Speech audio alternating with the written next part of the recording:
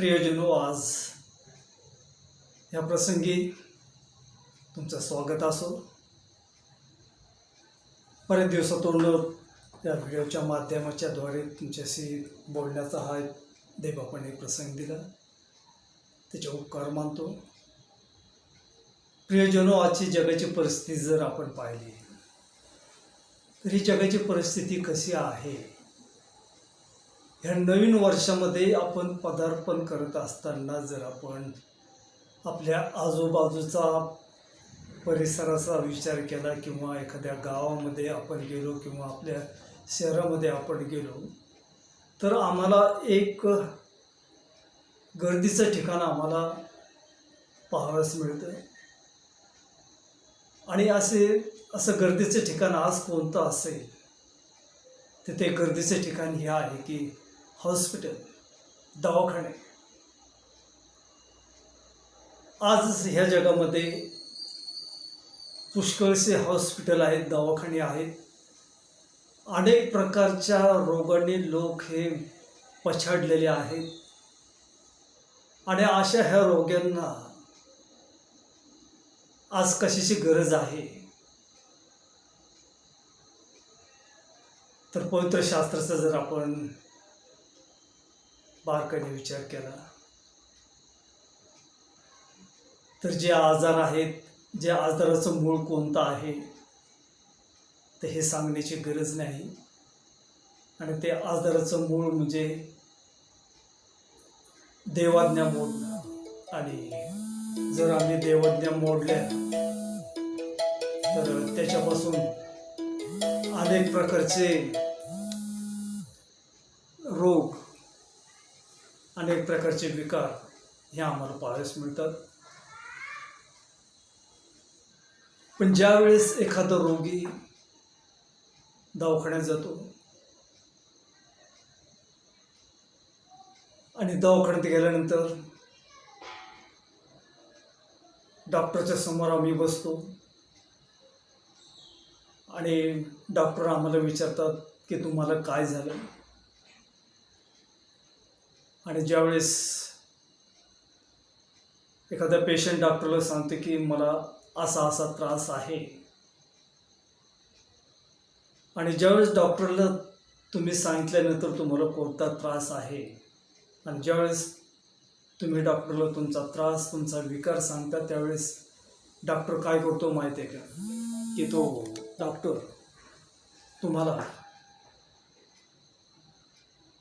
धीर देतो, धैर्य देतो आणि तो म्हणतो, मुला किंवा मुली, धीर धर, भिवू नको. तुझे जे आजार विकार आहेत ते बरे करण्याचा मी प्रयत्न करतो.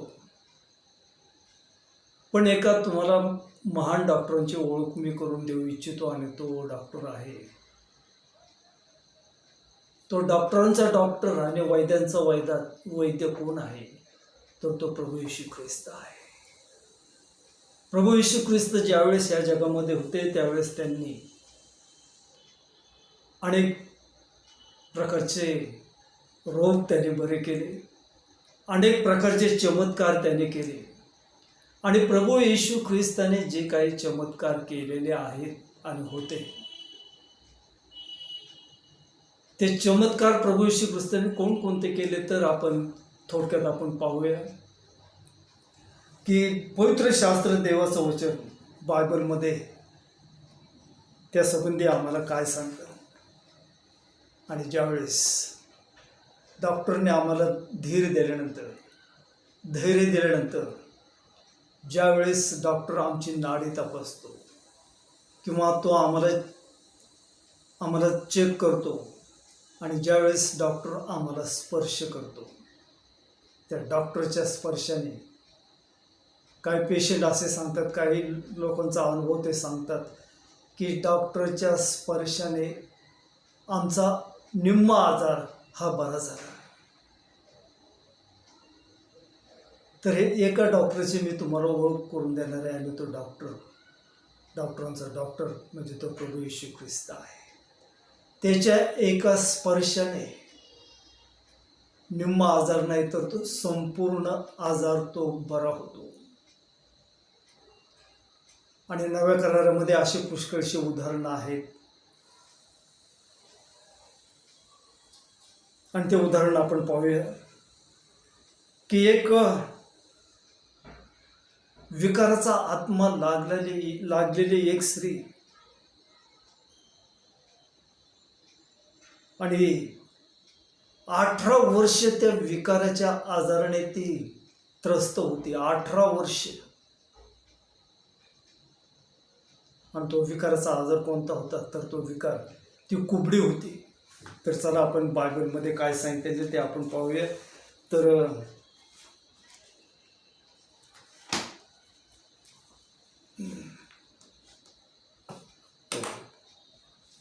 लोकऋषी वर्तमानाचा 13वा अध्याय.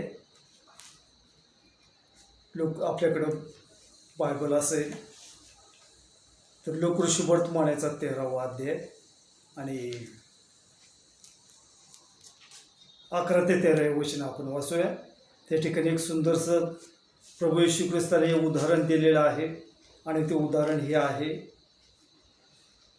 की तेव्हा पहा, 18 वर्ष विकाराचा आत्मा लागलेली एक स्त्री होती. ती कुबडी असल्यामुळे तिला नीट उभे राहता येत नव्हते. येशूने तिला पाहून बोलावले व म्हटले, बाई, तुला आपल्या विकारापासून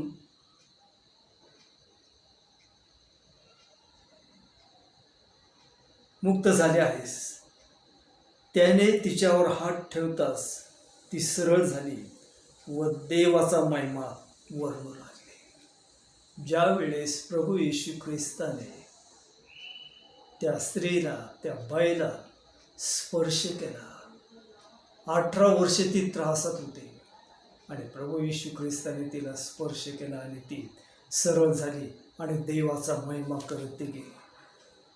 तसंच एक जन्मापासून आंधळा असलेला मनुष्य,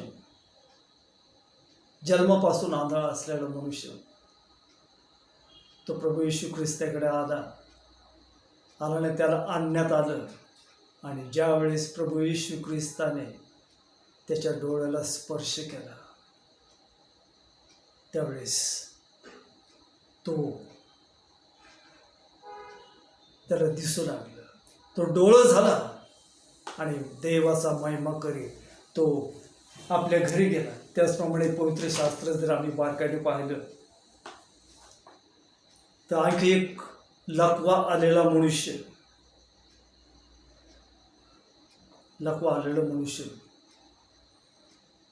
तो आपण पाहतो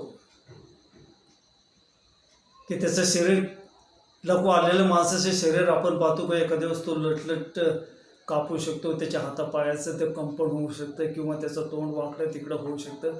त्याच्या शरीराची कोणतीही अवस्था होऊ शकते.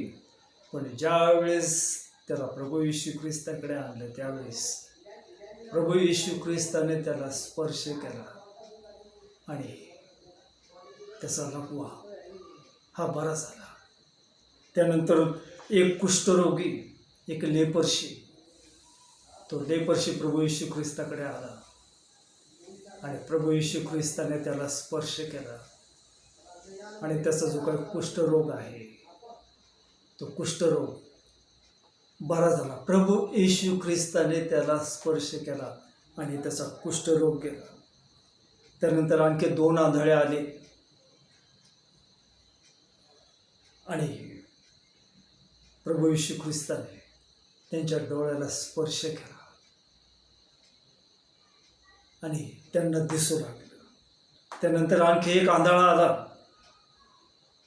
आणि प्रभू येशू ख्रिस्ताने त्याच्या डोळ्याला चिखल लावला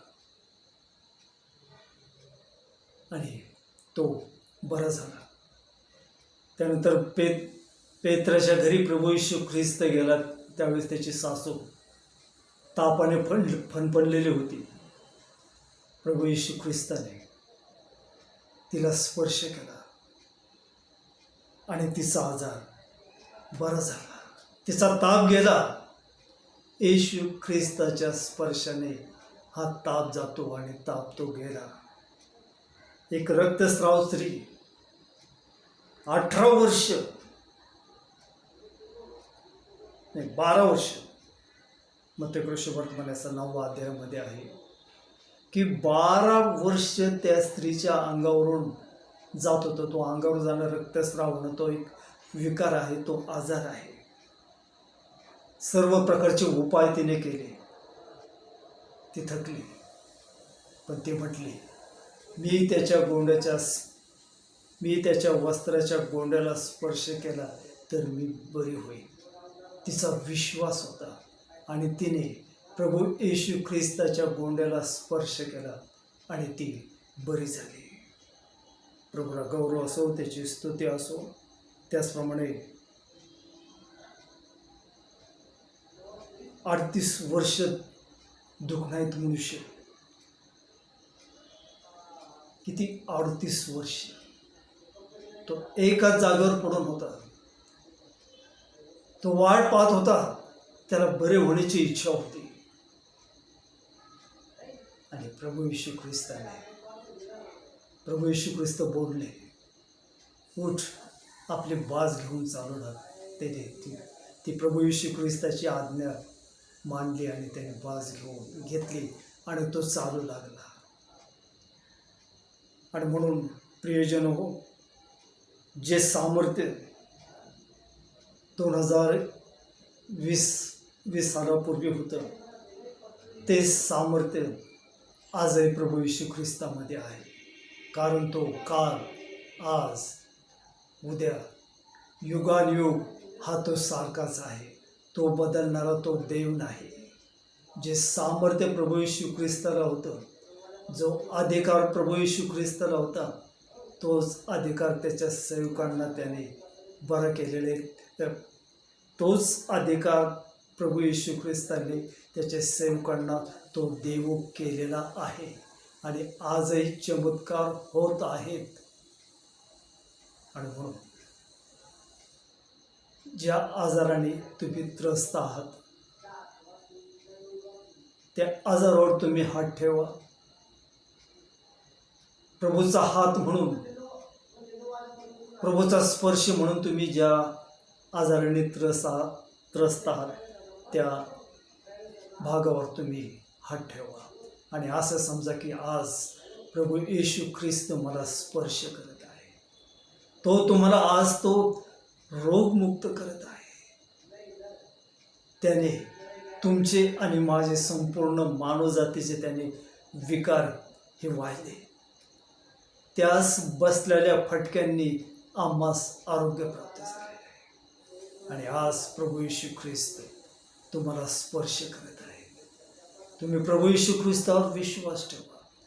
तुमच्या विश्वासाने तुम्हाला बरे करण्यात येत आहे. आणि आज जे तुम्ही आजाराने त्रस्त आहात, ते तुम्ही प्रभू येशू ख्रिस्तावर विश्वास ठेवा. तुम्ही कृती करा आणि प्रभू येशू ख्रिस्तावर विश्वास ठेवा. कारण तोच डॉक्टरांचा डॉक्टर आहे आणि तोच वैद्यांचा वैद्य आहे. तुमची इच्छा आहे का? तुम्हाला प्रभू येशू ख्रिस्त म्हणत आहे की तुम्हाला बरे होण्याची इच्छा आहे का? आणि हो, देवाची इच्छा अशी आहे की कोणाचाही नाश व्हावा अशी त्याची इच्छा नाही, तर सर्वांचं पवित्रकरण व्हावं अशी त्याची इच्छा आहे. त्याची आज इच्छा आहे की तुम्ही रोगमुक्त व्हावं.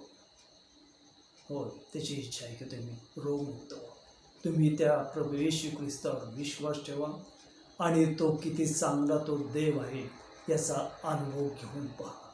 आणि म्हणून रोगमुक्तीचा मार्ग हाच आहे.